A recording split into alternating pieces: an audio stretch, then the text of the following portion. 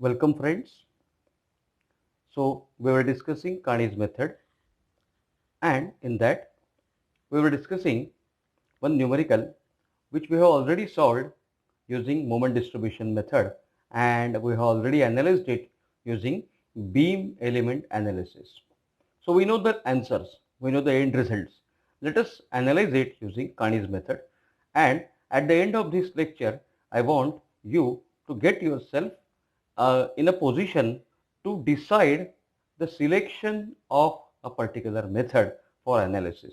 Whether you should go for Carney's method, in what conditions you should go for moment distribution method, and in what conditions you should go for beam element analysis method. So this is the continuous beam, okay, which is fixed at A and D at ends, and then loaded AB with 3 kilonewton per meter. 16 kilonewton load is acting eccentrically, and this 20 kilonewton meter moment is acting in a clockwise direction at mid span between C and D. In our last discussion we have seen what are the possible causes of this moment acting on the beam. Okay, let us not repeat it. So for your convenience, to save your time, I have just calculated the step 1 is distribution factor and rotation contribution factors. So we know that we need to calculate distribution factors only for the intermediate joints, not for the end joints. End joints are fixed. So we calculate the distribution factor for intermediate joint B and C, member BABC.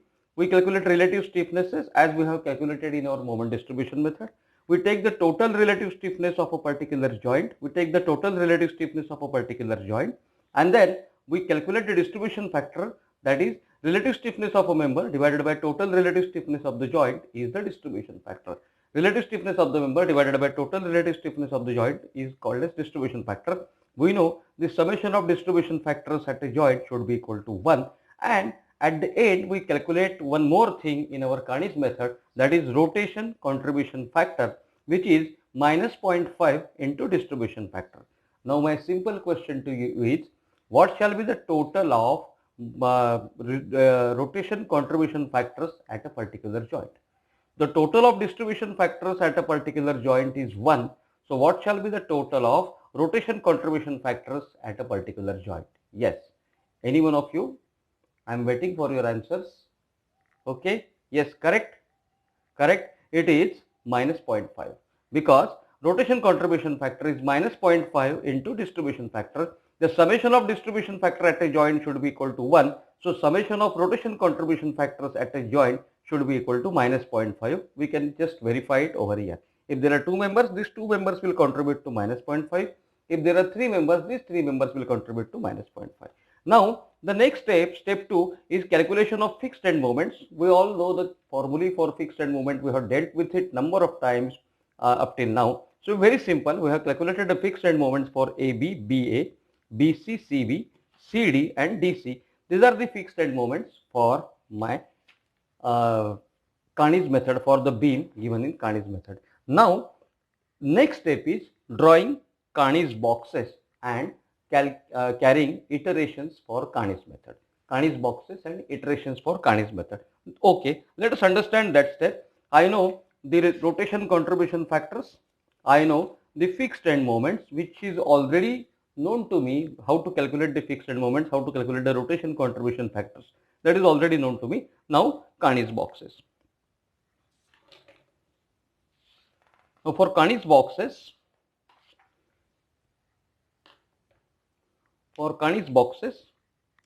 I am drawing this.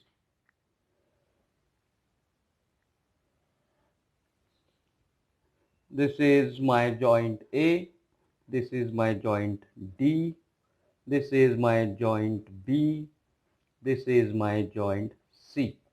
This is the, I will draw 2 boxes, one outside, one inside. Okay, I am naming it A, this is B, this is C, and this is D. These are my Carney's boxes. First, I will write the fixed end moments at A, B, C, D. So my fixed end moment at A is minus 2.25. So I am writing it over here, minus 2.25. My fixed end moment at B is plus 2.25. I am writing it over here, plus 2.25. My fixed end moment in BC is minus 3. My fixed end moment in CB is plus 9, my fixed end moment in CD plus 5, my fixed end moment in DC is plus 5. This is what I will write. And now I will write the rotation contribution factors. I will write the rotation contribution factor. Now my rotation contribution factor, this is how I have calculated.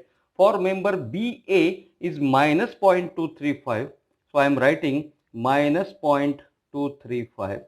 My rotation contribution factor for BC is minus 0.265. So I am writing minus 0.265. My rotation contribution factor for CB is minus 0.3. That's I am writing minus 0.3. I'm sorry, I could have kept more space between the two boxes. Since the space is not available, I have to write like this. But in your practice, you keep more spaces between the two boxes and write the rotation contribution factors in that particular space. So it is minus 0.2. These are my rotation contribution factors. I have written the rotation contribution factor. And now inside the bracket, I will write the summation of the fixed end moments.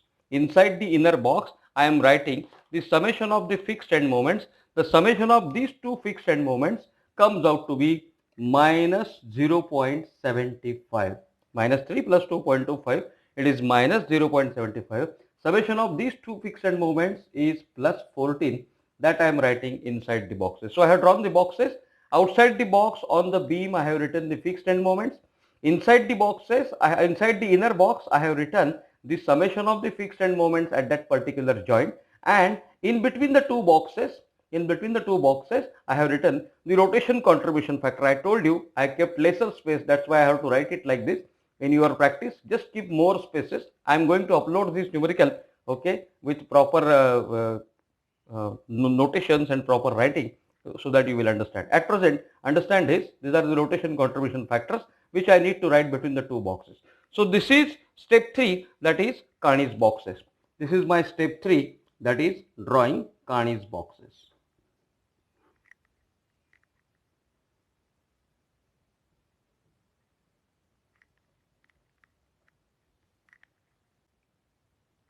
So this is my step 3, that is Carney's boxes. I have written this. Now I will carry out my iterations.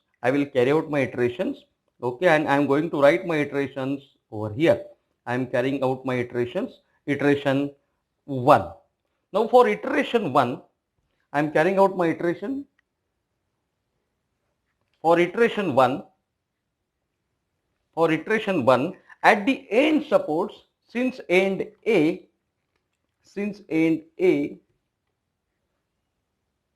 and end D are, since end A and end D are fixed supports, I am writing 0 and 0.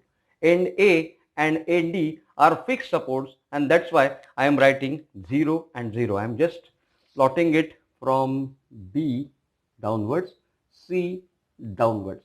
Since end A and end D are fixed supports, I am writing it 0 and 0, right? Now, what is the iteration value at this point? Iteration value at this point, I am explaining you on rough. Iteration value at this point is equal to, I am explaining you with rough. Now, pay attention, what iteration value shall I write over here? This iteration value for BA, first BA1, I am writing BA, value of iteration for BA in the first iteration is equal to the value inside the box, minus 0.75. This is the value inside the box, plus the latest iteration value on the left hand support, that is 0. The latest iteration value on the right hand, we have not carried out any iteration on the right hand side, so at present it is 0. So the fixed end moment plus latest iteration value on the left hand support, that is 0, latest iteration value on the right hand support, that is 0, into rotation contribution factor for the left hand side, that is minus 0.235. I will repeat, BA1, that is first iteration value in the portion BA, is equal to the fixed end moment, summation of fixed end moments plus latest iteration value on the left hand side, that is 0, plus latest iteration value on the right hand side. At present I have not carried out any iteration, that's why the initial value is 0. At present I need to write at fixed and 0 0, but at C also it is 0, into the rotation contribution factor, that is minus 0.235. So I have calculated this value as 0.176, and that I am going to write it over here, 0.176. Now what is the value for BC1? What is the value of first iteration for the portion BC? The value of first iteration for the portion BC, again the summation of the fixed end moments plus latest iteration value on the left hand support, left hand joint 0, latest iteration value on the right hand joint 0, into the rotation contribution factor for the portion BC, that is minus 0.265, that comes out to be 0.198. I hope you have understood. That is summation of the fixed end moments plus latest iteration value on the left hand support plus latest iteration value on the right hand joint into the rotation contribution factor. So this value is going to be same for BA and BC. Only thing, rotation contribution factors will vary. So that's why it is varying. If rotation contribution factors are same, then these two values will be same. So this is I have calculated for BC. Now CB1, this means the first iteration value in the portion CB. Again I am going to follow the same thing, that is I am going to follow the same thing. The first is the summation of the fixed end moments, that is the value inside the inner box 14, plus latest iteration value on right hand support. So what is the latest iteration value on right hand support? That is 0.198. Latest iteration value on the left hand support, that is 0.198, plus latest iteration value on right hand support, it will always be 0 because it is fixed, into rotation contribution factor minus 0.3, into the rotation contribution factor for CB for minus 0.3. That's why the first iteration value in the portion CB comes out to be minus 4.259. Friends, I am restricting these values to 3 decimals initially. I am restricting these values to 3 decimals. In moment distribution, I have restricted to 2 decibels. Now I am restricting it to 3 decibels. So minus 249. Now what is CD1? That is the iteration value for first iteration value for the portion. I am writing it minus 4.259. What is CD1? Thus that is again the summation of the fixed end moments 14 plus the latest iteration value on the left hand support, that is 0.198. Okay, this BC plus latest iteration value on the right hand support, that is 0, into minus 0.2, because minus 0.2 is the rotation contribution factor for CD, and this CD1 comes out to be, I have already calculated it, minus 2.839. This is summation of the fixed end moments plus latest iteration value on the left hand support, that is C, latest iteration value on the right hand joint, that is D, and into rotation contribution factor minus 0.239. So my first iteration is completed, minus 2.839. This is how I am writing. So my first iteration is completed. This is the value for AB, BA, BC, CB, CD, DC. First iteration value is completed. My first iteration is completed. AB, BA, BC, CB, CD, DC. First iteration is completed. My first iteration value is completed. Right? Now I am carrying out my second iteration. Now my friends, pay attention. For second iteration, just I am calculating it for you. This is my first iteration. These are rough calculations.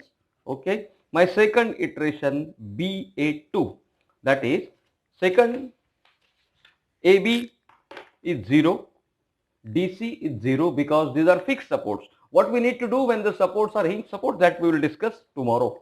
That is the next lecture, that we will discuss what we need to do in our when the supports are hinge supports, right? But at present the supports are fixed. That's why the iteration values are 0 initially. So what is the iteration value for the portion BA?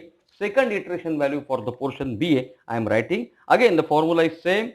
The summation of the fixed end moments minus 0.75 plus latest iteration value on the left hand support. Now second iteration value is 0. Okay, latest iteration value on the right hand support. Now what is the latest iteration value on the right hand support? What is the latest iteration value on the right hand support? This is the latest iteration value on the right hand support, CB. Now B is linked with C also. So this is the latest iteration value. Last time we have taken it equal to 0. Last time we have taken, because we have not carried out the first iteration. Now we are getting the value of this latest iteration, that is minus 4.259. Minus 4.259 into the rotation contribution factor for BA, that is minus 0.235, into the rotation contribution factor for BA, that is minus 0.235. This I have calculated as 1.177.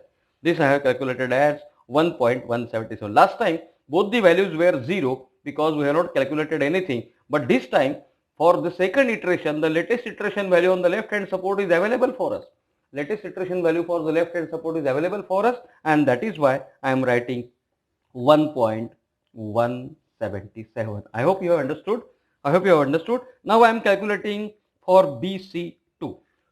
Second iteration value for BC. Now second iteration value for BC, the first is summation of the fixed end moments at the support B, that is minus 0.75, plus latest iteration value on left hand joint, that is 0, plus latest iteration value on the right hand joint, that is minus 4.259 into rotation contribution factor for BC minus 0.265. So that comes out to be 1.327. That is how I have calculated. So I am writing 1.327 over here, right? And now I am calculating the iteration values for CB2.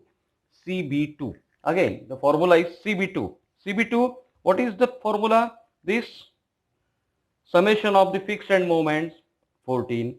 Latest iteration value on the left hand support. Now left hand support CB is connected to B. So this is plus 1.327. Latest iteration value on the right hand support is 0 because it is D, into the rotation contribution factor, that is minus 0.3. So CB2 comes out to be minus 4.598. I am writing minus 4.598. And CD2, second iteration value for CD, that comes out to be 14. Again, summation of the fixed end moments plus latest iteration value on the left hand joint 327, latest iteration value on the right hand joint 0, into rotation contribution factor for CD, that is minus 0.2. So that comes out to be minus 3.065. So minus 3.065. I hope I have explained it in a better fashion. I hope you have understood how to carry out these iterations. Now how many iterations? I have already calculated it for you. Now see, I have already calculated these iterations for you. Now